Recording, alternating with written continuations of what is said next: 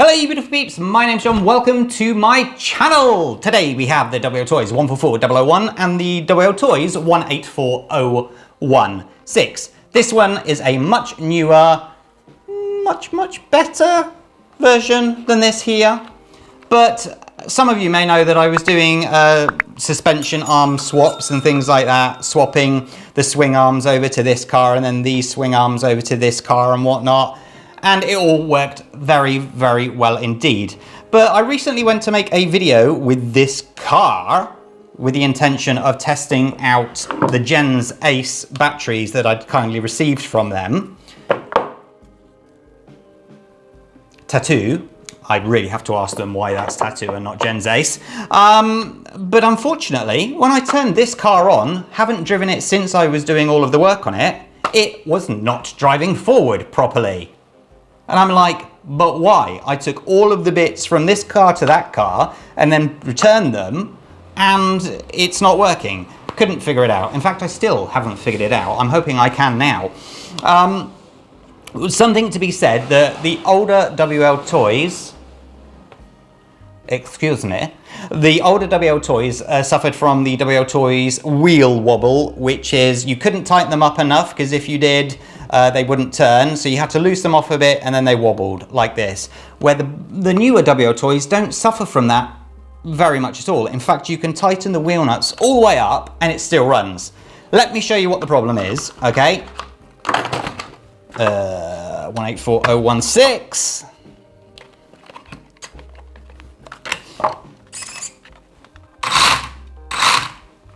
See, not running freely at all, and I mean, you can hear. So what I think I've done is the swing arms, I've obviously returned to position, but I think actually the wheel hubs here and at the rear, I've left on that car. And the reason I say that is I have tightened these up a lot. And when I tighten these up a lot, the car doesn't work. We all know that if you've got a WL Toys older version. So it's the only thing that I can think that is the issue. Even the wheel hexes I swapped back and that hasn't solved it. So I'm gonna look while I'm doing it. Once I'm taking this off, I'm gonna actually have a look at the wheel hubs and see what's wrong. Is it different bearings? Is it, I don't know. I'll be honest with you. I wanted to take it apart off camera, so I had some idea of what was going on, so I didn't look like a complete numpty on camera.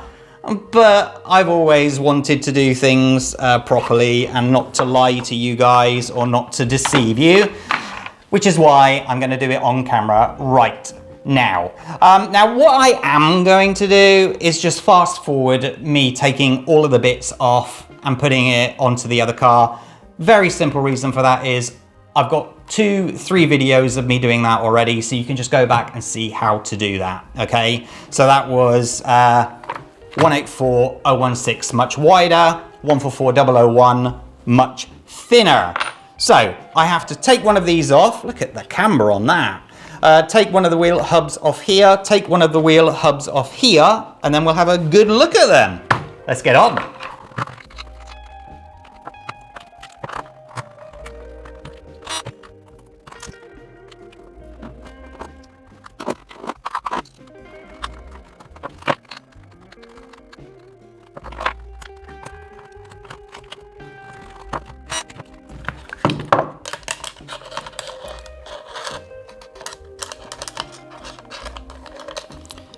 So, right off the bat, everything looks absolutely fine. This is obviously for the 184016 because it's got the shorter drive shaft on it. So I'm just taking out the pin on both of them and we'll take the drive shaft out like so.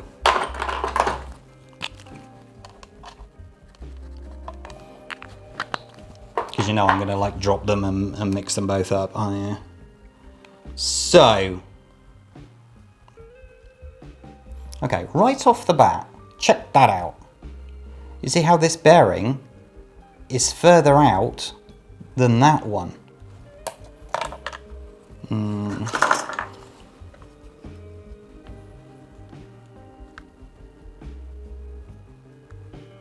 See how I'm actually hitting that. Oh, come on. So that's how close that sits. And then you see the gap there on that one.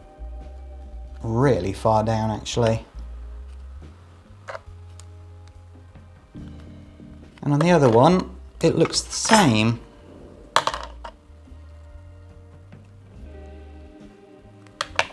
Let me just grab a couple of these out.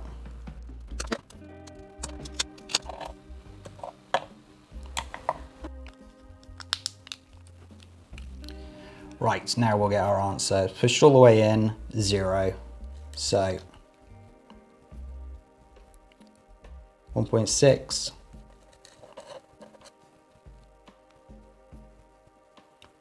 1.6. Oops, a daisy. 1.6 and 1.6. Right, so they're identical. What a waste of time that was. So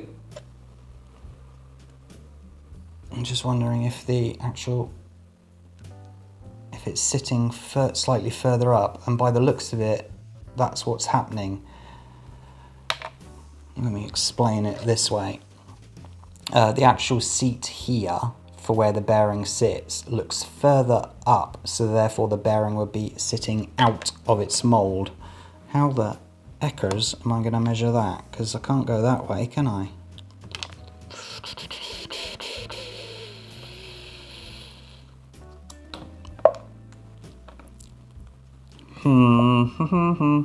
Well, we know.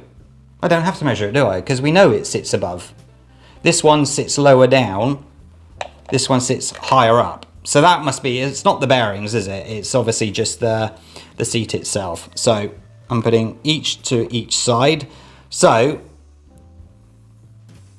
that's the 144001, and that's definitely the 184016. So let's do rear. I'll just keep them still to one side. Things like wheel nuts and, as says, hexes make no difference.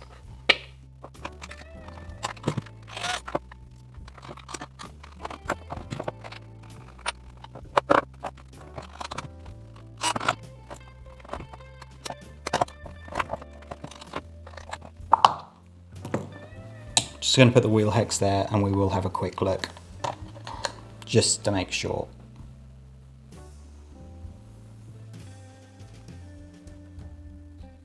You can see that one's just worn down, that part there. But the fact that this one was worn down, put on the 144, and it's still turning better, definitely indicates that the bearing's slightly further out. So, pin out. Why is this pin not coming out? Yeah. Okay, fall out then.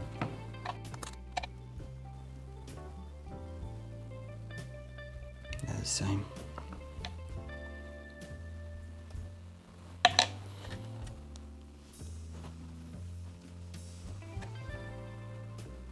Yep, same thing. So it's definitely the bearing there. You can see that this one is sitting further in than that one is. So the bearing size is the same. Blimey, that one's almost sitting out. Check that out. Versus that one that you can see, clearly see is recess in. So I will put that there again and that there again so that I know that they need to be swapped that way. I'm not worried about the bearings because the bearings are the same. Who knew? So, if you want to stop the wheel wobble on your WL toys, get the ones for the 184016 because it seems to obviously solve the issue. Perfect. All right. Now, what I'm going to do is quickly swap these around. Donk, donk. And then I'll put that back on that car and see if we can get it running. So, I'll just skip through it all. Welcome back, ladies and gents. Sorry for having to skip through all of that, but it's actually taken me an hour to do this, so I didn't really think that you'd want to watch me do the whole thing. The reason being that, of course, I'd forgotten that not only did I have to do the front and the rear on one side, I had to do it on the other, but of course, all of the of ball joints are different sizes, so I had to change those as well. And because the bigger ball joints came out of the smaller holes, it made the holes bigger, so I had to use nuts on the back of the smaller ball joints and that as well. However, it was worth it because we now have movement and the normal wheel wobble is gone. That's just from the ball joint there, if you look. That's from that ball joint. So, oh no. I know that it's obviously a lot smaller, smoother because I can feel that there. You can just feel it's not binding up like what it was.